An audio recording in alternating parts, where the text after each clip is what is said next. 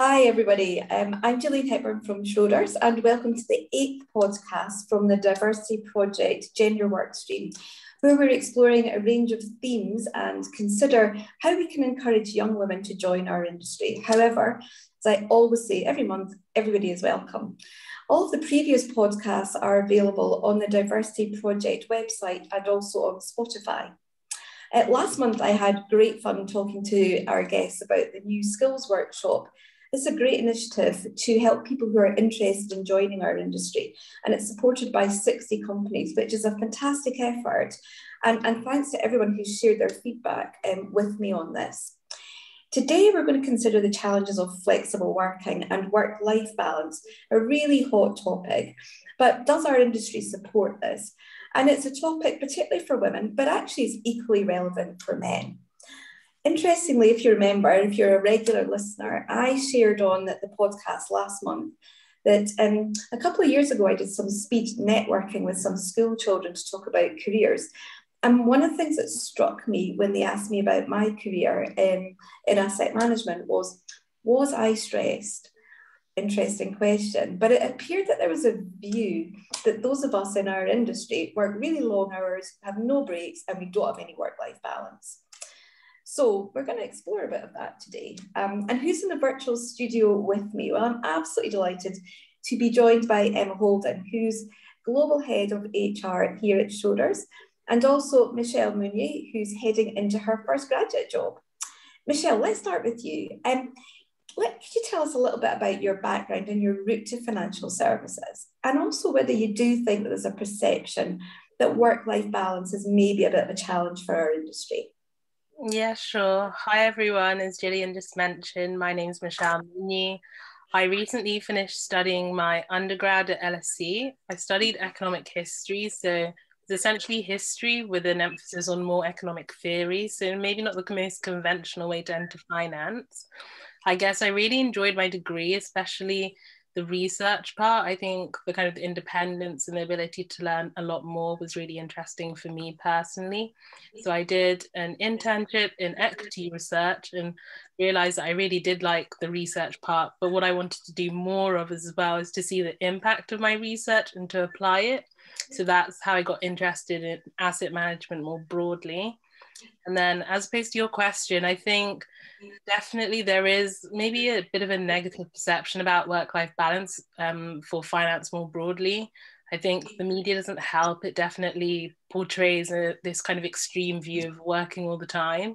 And I guess for me initially, it was a bit discouraging. I was a bit like, oh, finance, not quite for me. But I think you really do need to be quite curious and open-minded. And I think you'll see that the industry has changed and there are spaces for people and females that are maybe less demanding. So yeah, I think, but broadly, yes, from a student perspective, it is fairly negative because it appears that you work a lot. Great, thank you for that. And it's always really interesting to hear people's journeys into financial services, because actually many of us got here by accident rather than by design. I've often talked about how I thought I'd be a teacher and it didn't quite end up like that. Emma, what's your story? How did you join financial services? And you know, given your role in all of this, where do you think we are in the industry with work-life balance? Yeah, so I'm a Valleys girl. You can probably still tell the accent is here from South Wales. I'm a single mum, parent, family, first to university. So I had no idea what I wanted to do with my career. And I started work at PwC, so I trained as an accountant. I then went into the steel industry for 8 years, and that's how I came up to London on investor relations, so selling the steel industry into the city. And that's how I came to Schroders, actually, and joining the firm in the head of corporate communications role before taking on the HR lead 8 years ago now. So I've been at the firm 14 years. And I think what's really interesting for me was I certainly had a perception in coming into the city, seeing investment bankers were, 24/7 on projects and financing deals, was actually then when coming into an asset management, how my work-life balance actually improved massively compared to the steel industry. And actually what was certainly at Schroders a very family orientated place, where I'm still very proud to say with children 10 and 7, I've still not missed a school event, and I hope I can always maintain that record. So I think asset management particularly has always had a pretty good reputation for flexibility. But I think what you're now seeing more broadly across the finance industry, regardless of different segments, is actually employers really realizing that if they can't offer flexibility, they will not be able to retain and attract the best talent. So this is really becoming a commercial necessity and an imperative for firms, because if you can't offer it, or you talk and you don't walk the walk, you will not be able to get the talent that you need in the door. Yeah, it's a really good point, isn't it? And we'll explore that as well in a bit more detail. But Emma, what are some of the kind of key initiatives that you're now seeing in the industry that are really helping us to make it a more flexible place to work? So look, as I said, I think the asset management industry has generally always been a place where you can have a reasonable degree of flexibility. On joining the firm, I was always really impressed how, you know, some of our male fund managers would always talk about getting home to the family at the end of the day, and really that it was a culture and an environment where you could talk about yourself more broadly. I think what you're now seeing is firms realizing that because with the pandemic, we've had 20 years worth of change in a matter of months, really being able to make sure that that's offered consistently to all teams and all talent in an organization. But also what I would rise, you know, I think employee activism has risen, and therefore what people want from their employers is radically different today. So they expect corporates to have a voice. They expect them to be truly inclusive. And if firms aren't living up to that ideal, then they will walk. So I think you're seeing that increase in inclusion, diversity, flexibility, because we know a flexible workplace is also at the heart of an inclusive workplace. And if you can really build that diverse workforce, then you have that diversity of thought and you'll be the best in terms of delivery for your clients. So it's a real shift between it becoming just words, I think, where perhaps some people were a couple of years ago, to actually firms realizing they have to walk the walk. They've got to really deliver on this, because if they don't, people will walk with their feet and leave. Sure. I mean, one of the things that struck me when I joined, I mean, obviously my children are a lot older than yours, and obviously many people listening to the call, but, you know, certainly it was a very different world 20 odd years ago. And one of the things that struck me, I sat in some meetings that talked about things like shared parental leave. And I'm like, wow, that's like, that feels like a revelation in terms of, and it's back to, I think, what I said at the start of this podcast, that this isn't just a female issue. Because often we talk about flexible working in the context of women and returning to work, and particularly after maternity, but it's actually a lot broader than that now, isn't it, Emma? Truly, we had a male candidate apply for a role in our firm very recently, and one of the questions they asked in the interview process was about our parental leave policy, not because his family are in a position where they actually want to start a family anytime soon, but he was asking because he saw it as a really good cultural indicator of where the firm was as an employer, and whether or not they truly cared for their staff and their ability to truly live this sort of work-life balance. And I think that's really interesting, because you're actually seeing that come from clients as well. So if I look at how RFPs from clients have changed, you know, we're asked so much more questions in this area to really understand whether we truly are about building that diversity of thought and creating that inclusive environment for our people. That, you know, again, if firms aren't willing to move, then they're going to find themselves left behind. Yeah, it's really interesting. Almost it relates into a completely separate topic, which we can cover at some point, but the whole piece around ESG, doesn't it? And how we now assess companies. And it's not just about the environmental and the governance, it's about the social. How do we treat all of our stakeholders, which includes our staff? And that's really important. So really interesting to hear about all these changes that we're seeing in the industry and flexibility. And Michelle, it's somebody who was looking obviously for a position post-university. How important was it to you that an employer offered the right level of flexibility? I think it was really important, and just maybe adding on to the other point, because I think definitely looking at asset management, there was definitely a lot of diversity initiatives that were really supportive. And as a student, it's quite encouraging seeing all these things. So like there were like Girls Are Investors, 100 Black Interns, there's just and the diversity project, of course. So there's a lot of actual initiatives, and you can see that there's a genuine desire for change, and that's really encouraging. So in terms of flexibility, yeah, definitely. I think the transition naturally from university to work is a huge one. So you'd want somewhere where you're supported and that you feel comfortable, because it's quite a broad shift. And I guess when I was looking at where I was considering and applying, it really did range. And I think it's really hard, especially after the pandemic. It's kind of up to the firm now. So some have taken a really harder kind of stance. So everyone's back in the office. And I know people that over the summer were in the office every day for the 10 weeks. And then also on the other scale, where it's completely online, I also did do an internship that was more hybrid. So I went in for like 1 week, so maybe as many days as I want in that week. And then the other week I was at home. And I think for me personally, that was really great. It gives you that ability to go in, to actually see people and meet people, which is vital when you're new to the firm. But at the same time, there's no point going into the office if you're just going to sit there alone. So it's really great that you have that ability and that flexibility. So personally, yeah, it definitely played a large part. And I think it's really important that employers do strike that balance and listen to what people do want. Yeah, and did you see, when you were obviously doing a bit of research on where you might want to work, did you see any really good or really poor examples of flexibility? I think the rigidness, I think I've heard stories and rumours, so some kind of employers literally, as soon as you get your second vaccine, you kind of have to go into the office. There's kind of no ifs, no buts. And then there's obviously some other ones which are a lot more fluid. But again, in that sense, I think it really does depend on managers. I think that's really important, because when I was interning, again, I had 2 different managers, but they were still very supportive, one female, one male, but they supported flexible working in very different ways, but they were still very understanding. So that made it really comfortable for me myself.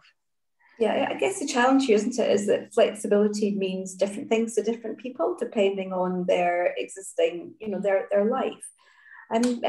Emma, do we think that employers are really now starting to grasp this and understand the importance of it when they're finding the right talent? Yeah, I think, we've trusted people through a pandemic to work from home. And I very much come from the sort of perception that why does that trust suddenly disappear now that we're able to go back into the office? And certainly what I believe and what we see at Schroders is actually there's no one size fits all. So we don't prescribe a sort of set number of days, because it's going to be different for different teams. We think about it almost as a Venn diagram. So clients first, the needs of the team, and then the needs of the individual. And where they overlap is where you can accommodate flexible working. It's not to say we're passionate about getting people together. Work isn't just about sitting at your desk at home. You want it to be fun. You want people to feel that sense of connection to something bigger. So we passionately believe in getting teams together. But I don't know what's going to be best for your team, Gillian, or what's going to be best for a team in GT. And we want to trust our people to work that out for themselves. As long as they've got their clients first and foremost, then that's all we want from them, because that's very much our culture and our ethos. A point Michelle made really well, the challenge for organisations is that you have managers who are fully embracing this, and actually those that are really nervous about it. They don't know how to manage in this new world. And that's really hard. But, again, I think firms are realising, you might have heard the phrase, the great resignation of 2021. So in the States, there's been some research flagging that maybe over 30% of people are going to look for a new role. And that's because flexibility or the pandemics, forced them to question what they want from life. So if employers can't respond to that, then they're not going to be successful. So you know, I think in a way that's a positive, because those that aren't at the forefront of this will have to change in time. They're going to have to, or they're not going to be able to sort of keep up and recruit and retain the people that they need. But, you know, it's undoubtedly hard, because it, you know, for some people and for some managers, it can feel really scary. You know, if they're used to, if they've managed all their lives on line of sight, suddenly moving to judging people on output, trusting them and giving them that flexibility is going to feel very different. But I just keep coming back. We've done it for 18 months, and certainly from a Schroders perspective, it's been great. Our people have gone above and beyond. Yeah. We absolutely want that to continue, because it allows us to get the best from people. I truly believe that. The hardest part is getting people to put their own boundaries around it, you know, because we all, yes. The split between work and home is completely gone. You know, it's so easy to just pop in and check your emails, and we need to empower people to sort of say that, and also have really open conversations. If they've got a school event, or actually they're training for a marathon, or whatever's important to them, they can talk openly to their manager and their team to get that support, to have that flexibility that they need. Yes, it's really interesting. There's a couple of points here, Emma, that were interesting. And first one, in terms of rules, because some people do like rules, don't they? They like to have a boundary around their work life, and they know what the rules are, if I could call them that. And so this flexibility can be quite a challenge for both managers and staff, in terms of how is this going to really work, and just tell me what I need to do. And secondly, I think your point on people's home and work life is very different now. And I know myself, to start with, I was kind of working in the kitchen, and I spent my life working in the kitchen and then living in the kitchen. It didn't feel very good. So is it that whole sort of, I'm now separate, I now work in a different room, and I separate my work life and my home life. But people did have some challenges adjusting, didn't they?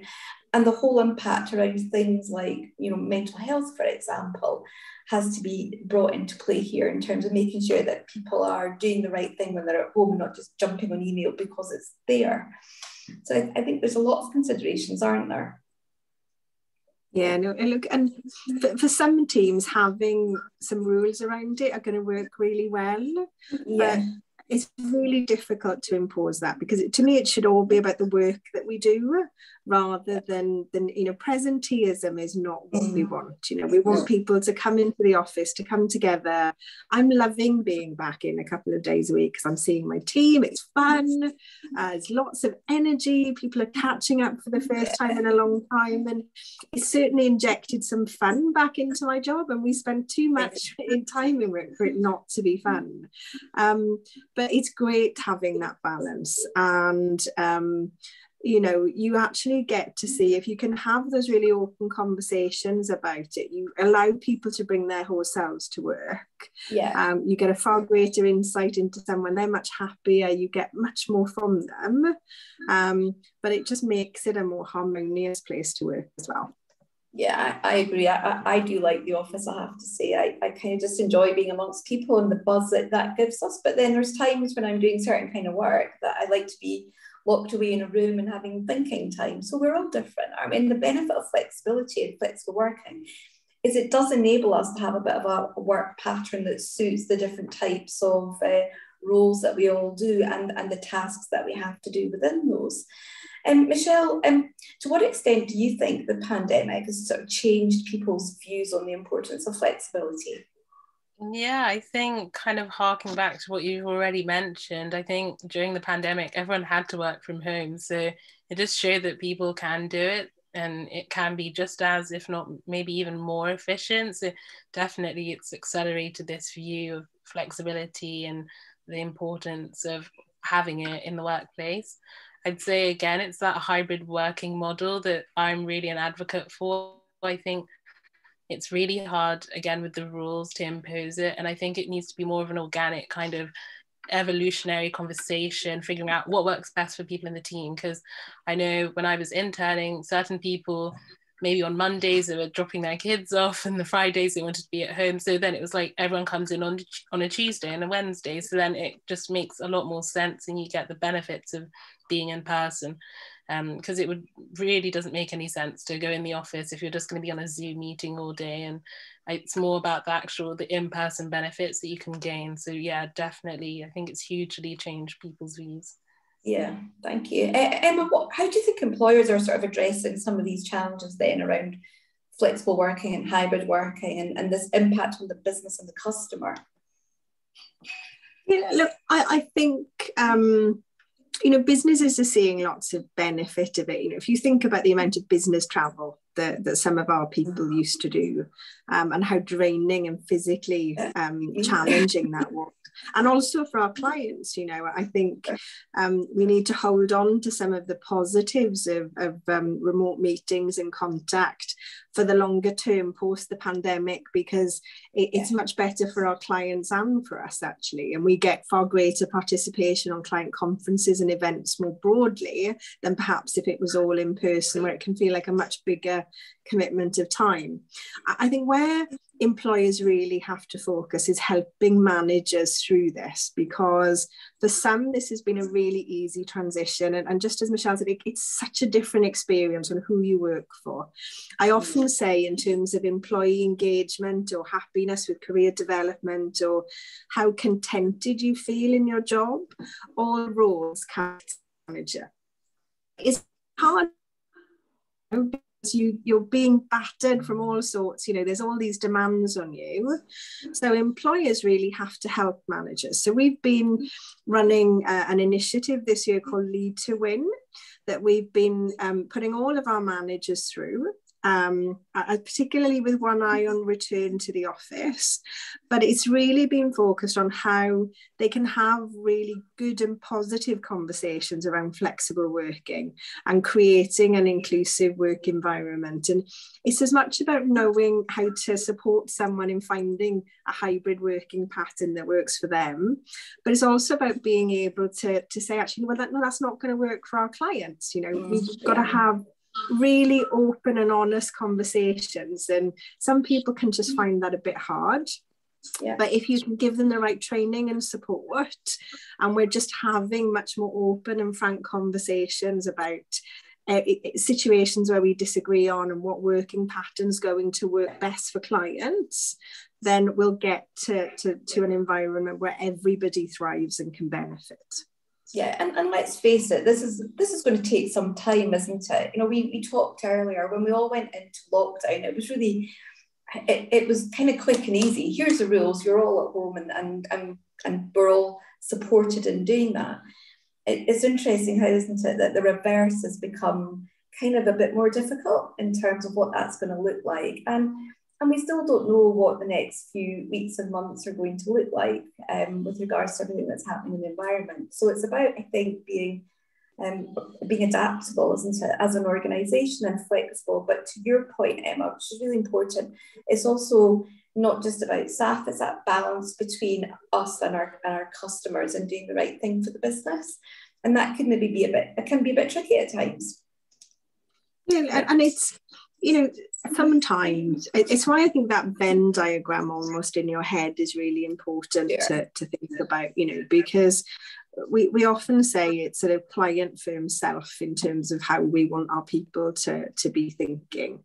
But that self is also really important for wellness, well-being, feeling happy about your role. But it's, so it's actually where they can all overlap. And as long as you're thinking about your hybrid working and flexible working patterns in that context, that it's not just about you, it's also about, your clients and the people you work with, then you can find that common ground. It's possible. I truly believe this in every role. And actually, you can find things that work with your colleagues, for example. So we will get there, but it is going to take time, and we're just dealing with such a fluid situation at the moment. Particularly as a global business, we still have some of our jurisdictions that are still in lockdown, that aren't able to go back to the office. But the workforce is really fragmented, and I think at one level we've sort of forgotten how to get on with one another. So we don't have the water cooler moments and the coffees and the that make you laugh and smile that help you get over when someone's maybe irritated you a bit. So some of these conversations are feeling a bit charged, but as I think we come back together, that's naturally going to get a bit easier, because it's much easier to have a tougher conversation face to face than it is on this kind of medium. Yeah, of course it is. I mean, one of the things I've certainly found being back at the office is having just these ad hoc conversations, or going to a meeting and somebody younger than me, say some of our grads being around, saying, come and join me in this meeting. And that's the sort of thing that doesn't happen when you have scheduled Zoom calls, does it? That kind of informal coaching development and just generally, working with each other and spurring ideas and throwing things around. So, I'm certainly looking forward to spending more time in the office after the summer. I'm really conscious we've just got about 5 minutes to go. I mean, hopefully what we've covered today has really helped the people listening to this podcast and young people who are interested in our industry really starting to think that maybe we've busted the myth a little bit about not having the right work-life balance within our industry. And I think we're making huge inroads and it feels like we're in a great place. Michelle, just one final kind of question before we close off today. What would be the one piece of advice that you would give to the young people today listening to this podcast? I would say really to be open-minded and curious. I think that's technically two things, but kind of one and the same, in the sense that there's this perception of the industry. And I think it's really important that you go for yourself and you see it, because I think everyone's very different and organizations are very different. So again, it's really figuring out for yourself, do you like, what do you want? And then curious in the sense that really delving deep, going into all these kind of internships, these programs online, just learning a lot more, because I think there's always a perception, but it's very different on the ground. So definitely stay open-minded. Yeah, it's a great point there. Kind of give us a try, actually, isn't it? Yeah. And Emma, what about yourself? What would be the one piece of advice? I think I'm going to build on what Michelle said, actually, that I think as people are coming into the industry, don't be afraid to ask these sort of questions, because they do tell you a lot about the culture of the firm that you're joining. And you don't want to join just something, for words, you want to join for action. So really make that connection, be curious, ask the questions and make sure you're comfortable about the culture of the firm and the industry that you're joining more broadly. But also what we really have to get a change for all employees, and I think you can really start with some of our sort of younger talent, is actually to really have these open conversations.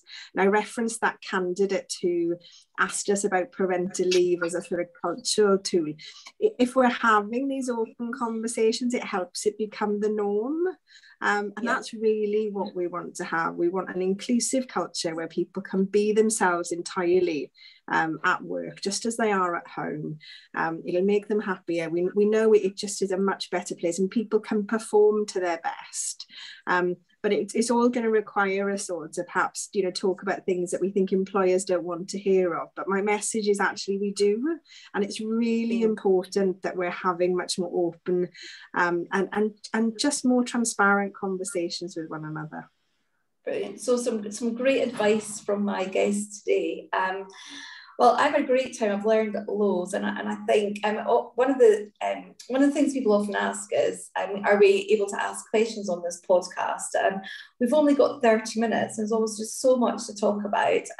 But any of us on this call today are more than happy for anyone to get in touch and find out more and have some conversations, or as Emma said, ask us questions. Come and speak to us. We're always open and happy to speak to people. And so all that's left for me to say is thank you so much to both of you for taking part today. I've really enjoyed this session. And understanding about not just the journey that we've been on as an industry, but actually where we are now. And hopefully for anybody who's thinking about our industry as a career, then we've really talked about some of the myths that potentially were out there, busted them, and thought and understood a bit about how we address flexibility and work-life balance.